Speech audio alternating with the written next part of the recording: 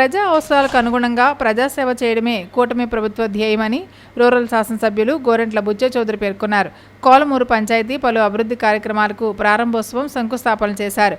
Jal Jeevan machine నిధులు 1.35 కోట్ల రూపాయలతో జంగాల కాలనీ, రాజరాజేశ్వరి నగర్, భూసమ్మ కాలనీ నందు నూతనంగా నిర్మించిన 3 వాటర్ ట్యాంకులను ప్రారంభోత్సవం, చెంచు కాలనీ నందు 67.54 లక్షల రూపాయలతో నూతనంగా నిర్మించిన స్వర్ణగ్రామ భవన్, రైతు సేవా కేంద్రం ప్రారంభోత్సవం మరియు 46 లక్షల రూపాయలతో మంచినీటి పంపు, మోటార్, పైపు లైన్లకు శంకుస్థాపన చేశారు.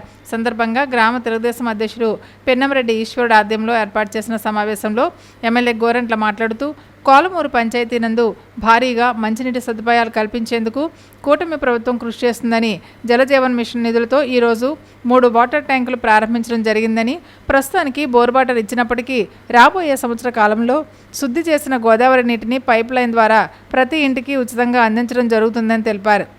గతంలో వేసిన లేఅవుట్దారులు కనీస సౌకర్యాలు కల్పించకుండా వదిలేయడం వలన ప్రభుత్వంపై భారం పడుతుందని, అయినప్పటికీ కూడా కొంతమూరు, కోలమూరు, రాయుడుపలకల ప్రాంతాల్లో 12 కోట్ల రూపాయలతో పనులు చేస్తామని, 2 కోట్ల రూపాయలతో జంగాల కాలనీలో మెయిన్ డ్రైనేజీ నిర్మాణం, మరో 2 కోట్ల రూపాయలతో రాజేశ్వరి నగర్ నందు మెయిన్ డ్రైనేజీ నిర్మాణ పనులు ప్రారంభమవుతాయని, వాటికి అనుసంధానం చేస్తూ అనేక డ్రైనేజీలు కూడా త్వరలోనే నిర్మాణం పూర్తి చేస్తామని తెలిపారు. నూతనంగా నిర్మించిన స్వర్ణగ్రామ భవనం, రైతు సేవా కేంద్రాన్ని ప్రజలకు అందుబాటులోకి తీసుకువచ్చామని, చెంచు కాలనీ నందు మంచినీటి సమస్య లేకుండా చూసేందుకు శంకుస్థాపన చేసిన సంపు నిర్మాణాన్ని 2 నెలల్లో పూర్తి చేస్తామని తెలిపారు. మెయిన్గా డ్రైనేజ్ సమస్య ఉంది. భారీగా 2 కోట్ల రూపాయలతో రాజేశ్వరనగర్లో మెయిన్ డ్రైన్, జంగాలపల్లి కాలనీ ఒక 2 కోట్ల రూపాయల డ్రైన్లు జరుగుతున్నాయి. అనుసంధాన ప్రాజెక్టులు నడుస్తున్నాయి. కొంచెం భారీగా ఊరు పెరగడంలో సమస్యలు ఉన్నాయి. గతంలో వేసిన లేఅవుట్లో రోడ్లు లేకపోవడం, కాలువలు లేకపోవడం, కనీస సౌకర్యాలు లేకుండా లేఅవుట్లో ఇల్లు కట్టడంలో సమస్య వచ్చింది.